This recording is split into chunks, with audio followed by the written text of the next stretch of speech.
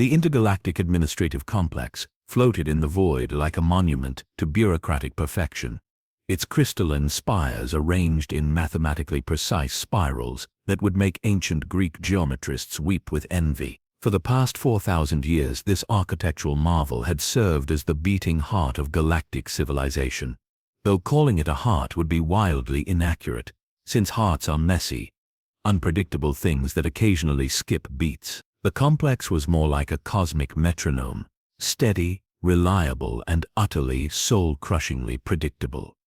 3 species had achieved the remarkable feat of organizing the known galaxy into a system so efficient that spontaneity had been effectively legislated out of existence. The hierarchians, tall as redwoods and twice as rigid, had contributed their gift for administrative stratification. They could create a subcommittee for anything, including the formation of subcommittees. Their society operated on 17 distinct levels of authority, each one requiring precisely 47 stamps of approval before any decision could advance to the next tier. They had once spent 32 years debating the proper font size for interdimensional traffic violation. The Precision Collective brought their obsession with temporal accuracy to the galactic table. These beings existed in such perfect synchronization with universal time that they could predict when a photon would arrive at its destination down to the femtosecond. Their daily schedules were planned 67 years in advance, accounting for stellar drift, gravitational anomalies, and the occasional supernova. They found the concept of running late so philosophically disturbing that their language lacked words for tardiness. The closest translation roughly meant cosmic heresy against the natural order. Then there were the Protocol Masters, whose entire civilization had evolved around the sacred art of proper procedure. They possessed an innate ability to sense when someone was about to commit a social faux pas, from 3-star systems away. Their homeworld featured museums dedicated to the history of handshakes, the evolution of greeting ceremonies, and a particularly impressive wing showcasing 2,000 years of appropriate responses to unexpected weather commentary. They had successfully eliminated awkward silences from their society by developing a comprehensive catalog of conversation topics, cross-referenced by species, social status, and current atmospheric pressure. Together, these 3 species had transformed the chaotic frontier of space into something resembling the universe's most organized filing cabinet. Every planet was properly catalogued, every trade route optimized for maximum efficiency, every first contact scenario carefully scripted and rehearsed. They had reduced the messy business of interstellar relations to a series of predictable algorithms that could be processed by junior administrators while sipping their morning stimulant. The system worked beautifully, like a vast cosmic orchestra where everyone had memorized their sheet music and nobody dared to improvise. Pirates followed standardized raiding protocols, rebels submitted their insurgency plans in triplicate for approval, and even the occasional galactic plague was required to provide a 2-week notice before decimating any major population center. Crime rates had plummeted, not because of improved law enforcement, but because criminals had grown weary of filling out the necessary paperwork. This morning, or what passed for morning in a space station that experienced 47 different stellar cycles simultaneously, the complex hummed with its usual efficient contentment. The hierarchians were conducting their daily review of yesterday's committee formation. The Precision Collective was recalibrating their chronometers for the 3rd time this cycle, and the Protocol Masters were hosting a seminar on proper etiquette for acknowledging quantum fluctuations in polite company. Administrative Assistant, 9th level qualified Bex was processing routine first contact applications when the anomaly appeared on her crystalline display screen. The notification chimed with the same pleasant tone used for everything from birthday reminders to supernova warnings. The complex had determined that emotional variation in alert systems was inefficient and potentially disruptive to workflow. A small vessel had entered the outer perimeter broadcasting what appeared to be standard first contact protocol. The ship itself was unremarkable, medium-sized, clearly designed by a species that valued function over form, with the kind of practical aesthetics that suggested its builders had never heard of the galactic standards for aesthetically pleasing spacecraft design. According to the preliminary scans, the occupants were bipedal, carbon-based, and possessed the basic intelligence necessary for membership in galactic society.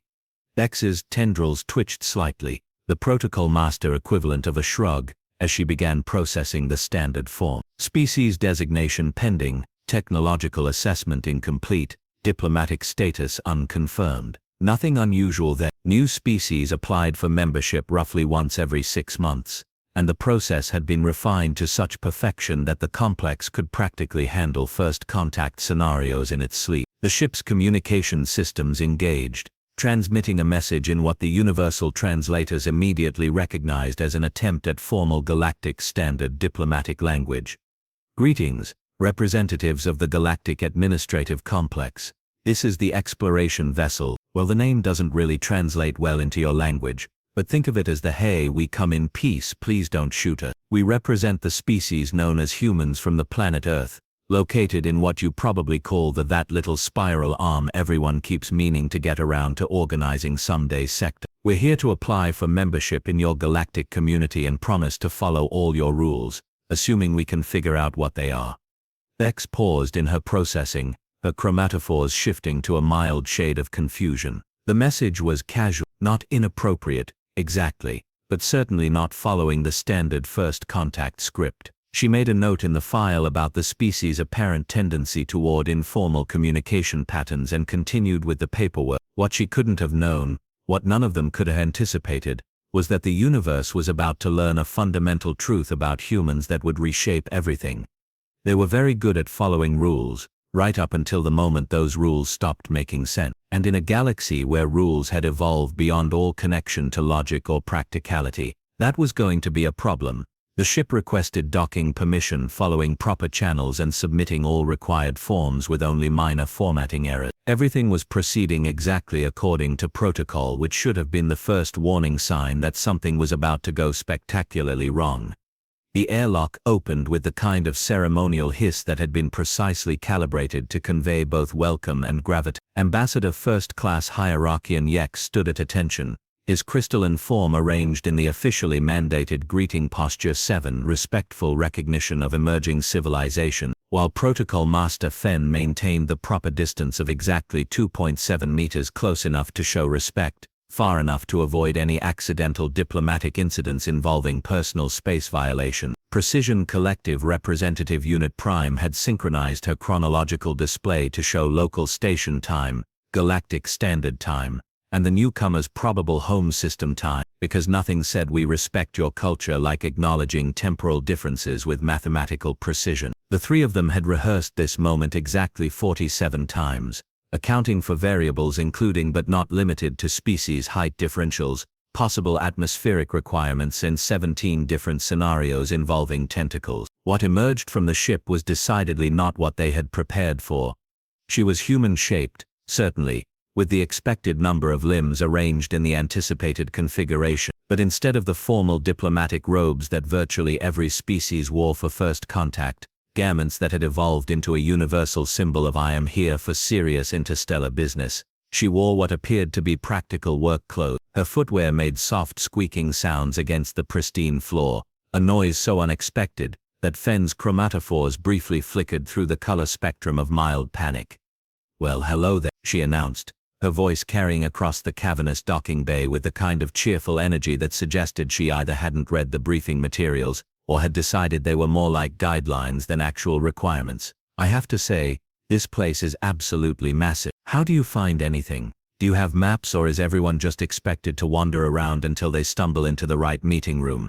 The three ambassadors exchanged glances that managed to convey 17 different types of bureaucratic confusion. According to the first contact protocols, Section 12, Subsection C, the initial greeting should begin with a formal acknowledgement of mutual sovereignty, followed by a recitation of peaceful intentions, and then proceed through a carefully structured exchange of cultural pleasantry. What had just occurred was none of those things.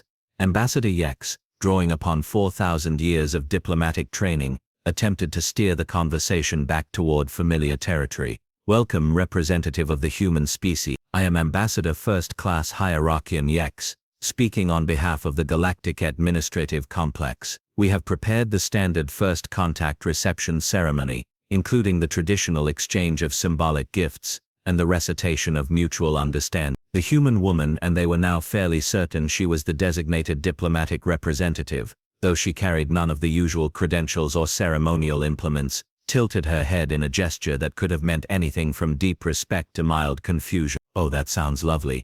But actually, I was hoping we could skip most of that and get straight to the practical stuff. See, I've been reading through your membership requirements on the way over here, and I have some questions. She produced a small handheld device and began consulting it with the casual efficiency of someone checking a grocery list. So, according to Section 84.7b of the Galactic Trade Regulations, new member species need to establish standardized units of measurement. But your standard unit for distance is based on the wavelength of light emitted by a specific crystal found only on the hierarchian homeworld, and your standard unit for time is calculated using the rotational period of a planet that was destroyed in a supernova 3,000 years ago. How exactly are we supposed to calibrate our instruments to a star system that no longer exists?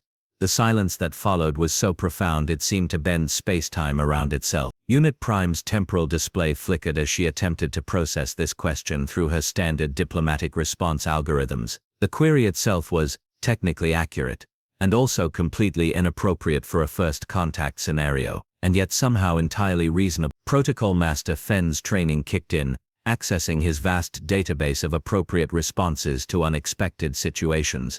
Unfortunately, newcomer species immediately identifies fundamental logical inconsistencies in galactic regulatory framework was not among the scenarios they had prepared for. The closest match was dealing with trade disputes involving temporal paradoxes, which was not particularly helpful.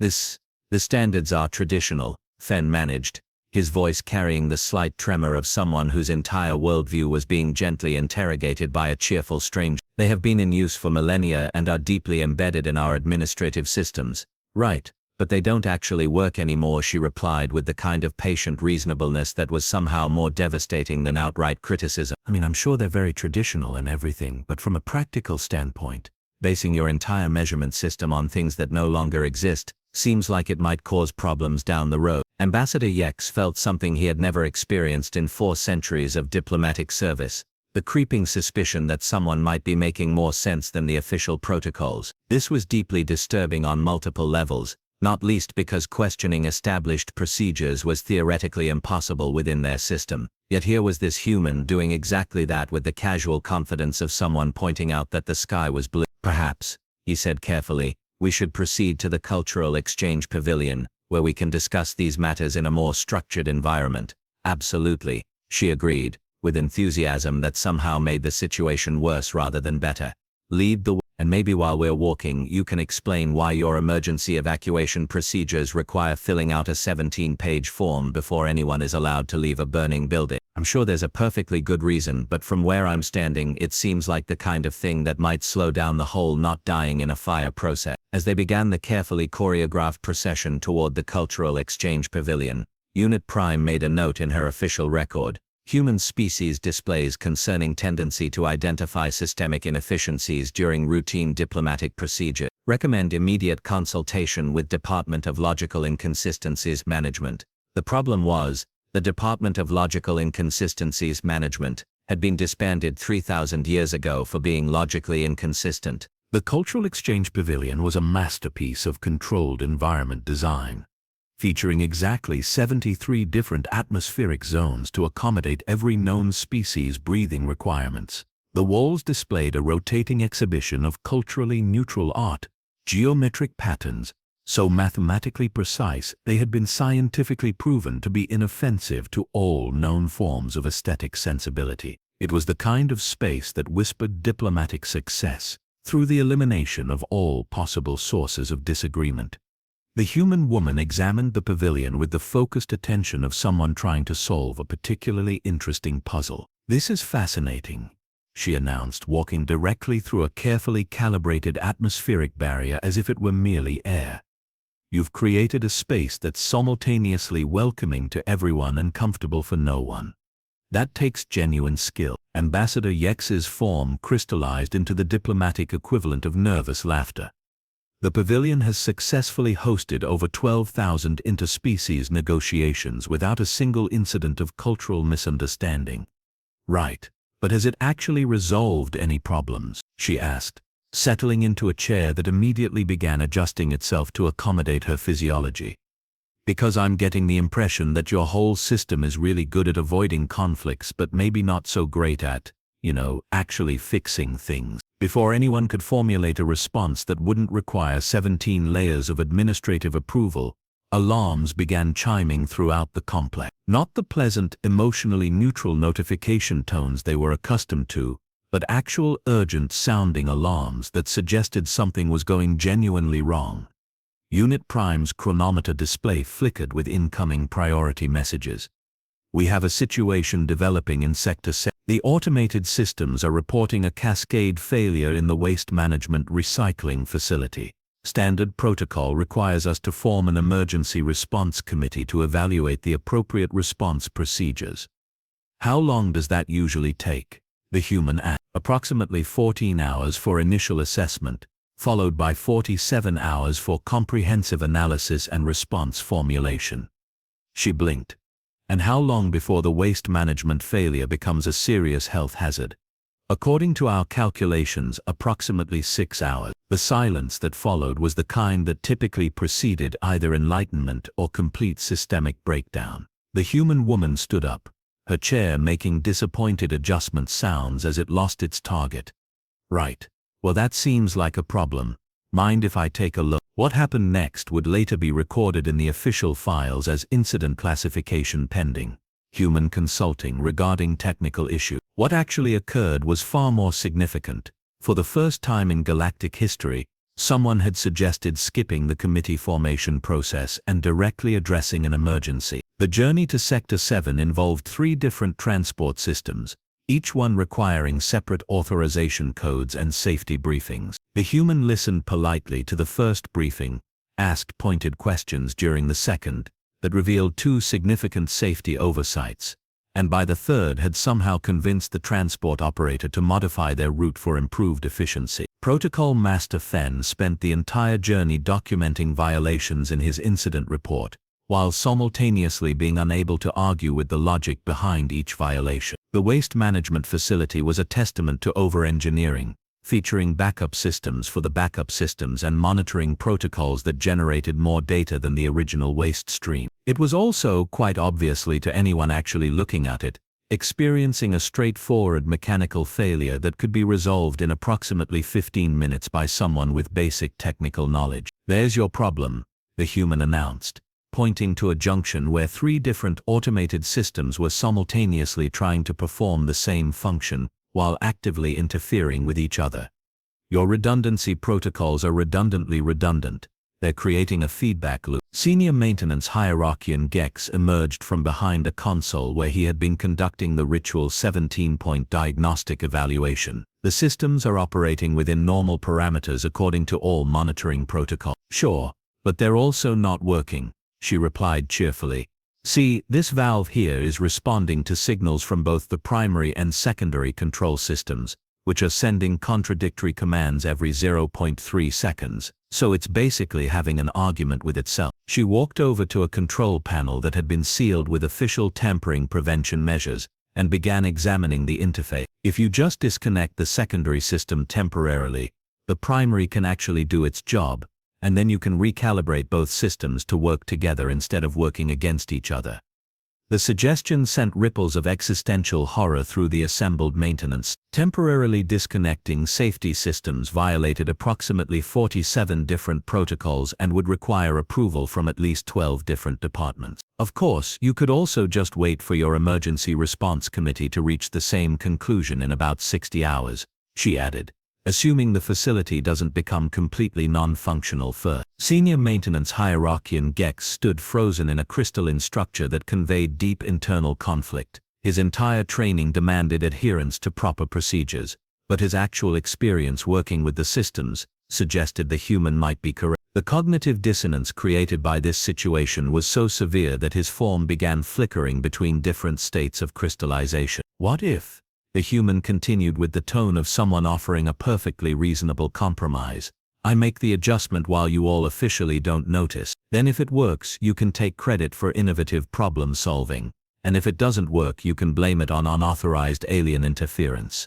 The pause that followed was filled with the sound of waste management systems slowly failing, and bureaucratic worldviews quietly cracking. Finally, Unit Prime spoke up with the kind of careful precision that indicated she was about to say something that might get her recycled into base components.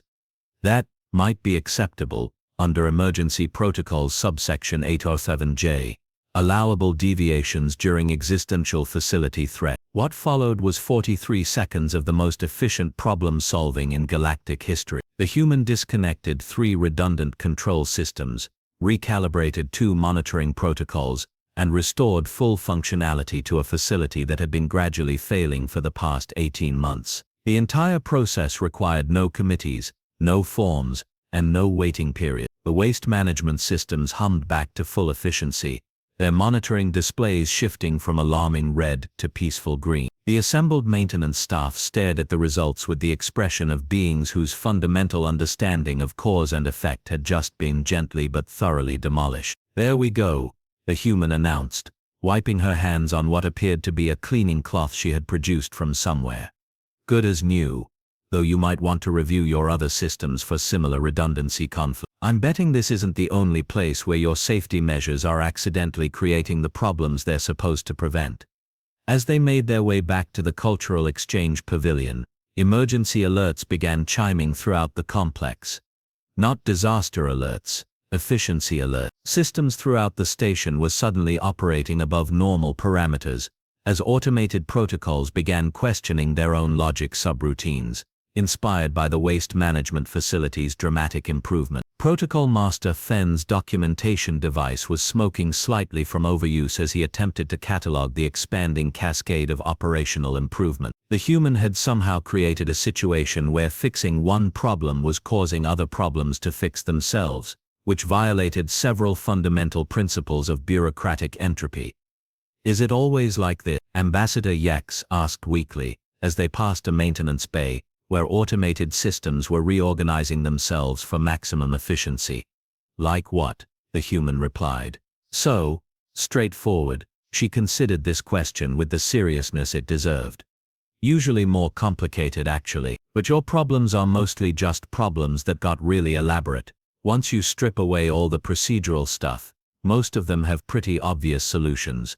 By the time they returned to the pavilion, 3 more critical systems had spontaneously optimized themselves. 2 ancient bureaucratic bottlenecks had dissolved into elegant workflows, and the complex's efficiency ratings were climbing toward levels that the monitoring systems had assumed were theoretical maximum. The human settled back into her chair with the satisfaction of someone who had spent a productive afternoon. So, about that membership application, 6 months later, the intergalactic administrative complex bore only a superficial resemblance to its former self. The crystalline spires still reached toward the stars with mathematical precision, but now they pulsed with adaptive lighting that responded to actual traffic patterns rather than ancient aesthetic protocols. The corridors hummed with the kind of purposeful activity that suggested things were not just happening but actually getting accomplished. Ambassador Yex materialized in his office, though office was no longer quite accurate, since the rigid departmental boundaries had evolved into something more resembling organic clusters of related function. His daily schedule, once planned 67 years in advance,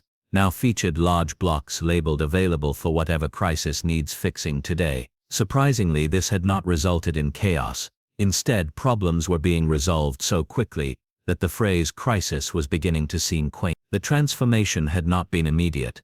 The first 3 weeks following the human's visit had been marked by what the official reports diplomatically termed systematic re-evaluation event. Automated systems throughout the galaxy had begun independently reviewing their own protocols, leading to a cascade of efficiency improvements that had terrified administrators and delighted everyone who actually had to use the system. The hierarchians had initially attempted to resist the changes by forming a committee for the preservation of traditional administrative structures. The committee had lasted exactly 47 minutes before its members realized they could accomplish more by simply talking to each other directly instead of routing everything through 17 levels of subcommittee. The dissolution of the committee had been processed faster than any committee decision in recorded history. The Precision Collective had experienced their own philosophical crisis when they discovered that their obsession with temporal accuracy had led them to spend more time calculating when to do things than actually doing them. Their breakthrough came when Unit Prime had an unprecedented thought: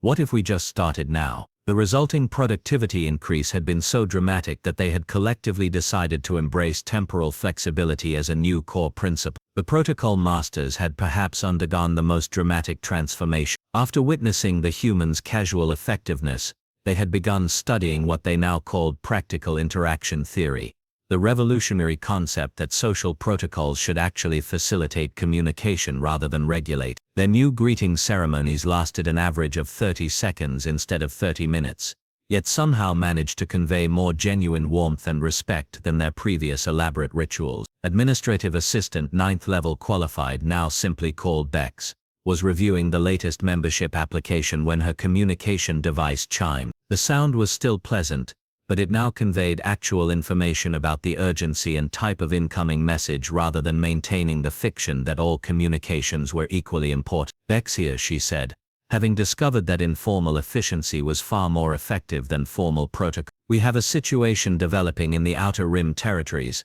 came the voice of what had formerly been Senior Crisis Management Coordinator and was now simply the person who handles problems in the Outer Rim. 3 different species are engaged in a territorial dispute that's been going on for 2 centuries. Standard mediation protocols have failed repeatedly. The human consulting team is requesting permission to try their approach. The human consulting team had materialized organically as word of the species' unusual problem-solving abilities had spread throughout the galaxy. Rather than formal diplomatic missions, small groups of humans had begun appearing wherever chronic, seemingly intractable problems exist. Their success rate was approaching 93%, achieved through the simple expedient of asking, "What are you actually trying to accomplish?" and then working backward from there. "Approved," Bex replied without hesitation. "Tell them they have full authorization to ignore any protocols that don't make sense." The statement would have been incomprehensible 6 months ago. Protocols by definition were supposed to make sense. The discovery that many of them didn't, and that ignoring the nonsensical ones actually improved outcomes, had been one of the more profound philosophical adjustments the galaxy had made. Elsewhere in the complex, Protocol Master Fen was conducting what he had come to think of as his favorite type of meeting, the kind where problems actually got solved. Today's challenge involved a trade dispute between 2 species who had been arguing about shipping routes for 15 years. The traditional approach would have involved extensive cultural analysis, careful diplomatic positioning, and approximately 47 different committee reviews. The human approach, which Fen had learned to implement with surprising effectiveness, involved asking both sides to explain what they were really trying to achieve and then pointing out that they both wanted the same thing but had gotten so invested in the process of arguing that they had forgotten the original goal. The entire dispute was resolved in 47 minutes. This type of outcome had become so routine that the complex had established a new department, the Bureau of Obvious Solutions. Its mission statement was refreshingly simple: for problems that would be easy to solve if everyone involved stopped overthinking. The ripple effects had spread far beyond the administrative complex. Throughout the galaxy, species that had been locked in bureaucratic stasis for millennia were discovering the revolutionary concept of just trying something to see if it worked. Entire civilizations were reorganizing themselves around principles of practical effectiveness, rather than procedural purity. The quantum philosophers of Nebula 7 had abandoned their 3,000-year quest to develop the perfect theoretical framework for understanding existence, and had instead started a very successful line of self-help books, titled Good Enough Philosophy for Daily Life. The militant pacifists of the Andromeda Spiral had resolved their fundamental contradiction by deciding that aggressive non-violence was perfectly acceptable if it actually prevented conflicts. Even the infamous bureaucratic empire of the inner worlds, a civilization so devoted to administrative procedure that they had once spent 40 years debating the proper format for surrender documents while losing a war, had streamlined their government to the point where decisions were now made by small groups of people who actually understood the problems they were solving. Ambassador Yex stood at the observation deck, watching ships come and go with the kind of purposeful efficiency that had once been considered theoretically impossible. The irony was not lost on him. In trying to create a perfectly ordered galaxy, they had actually created a perfectly static one. It had taken the introduction of controlled chaos, or as the humans called it, common sense, to get things moving again. His contemplation was interrupted by his communication device, which chimed with the distinctive tone that indicated a message from Earth. Over the past 6 months, These communications had become increasingly frequent as humanity's reputation as galactic problem solvers had grown. Ambassador Yex came the familiar voice of the human who had started it all. I hope I'm not interrupting anything important. We've received several requests for assistance with what people are calling impossible problems, and I wanted to check if it's okay to keep sending teams. We don't want to overstep any boundary. Yex's form shifted into the crystalline structure that indicated profound amusement, an emotional display that would have been considered diplomatically inappropriate under the old protocols. Please, he replied, overstep away. We're beginning to realize that most of our boundaries were getting in the way of actually accomplishing anything. As he ended the communication, Yex reflected on the elegant symmetry of the situation. They had spent millennia trying to perfect a system that would prevent anyone from making mistakes. What they had discovered was that the real mistake was building a system that prevented anyone from making anything at all. The galaxy was still organized, still efficient, still peaceful, but now it was also dynamic, adaptive, and occasionally surprised by its own cleverness. They had traded the rigid perfection of bureaucratic stasis for the messy vitality of actually functional civilization. And the best part was that it had all started with someone simply asking.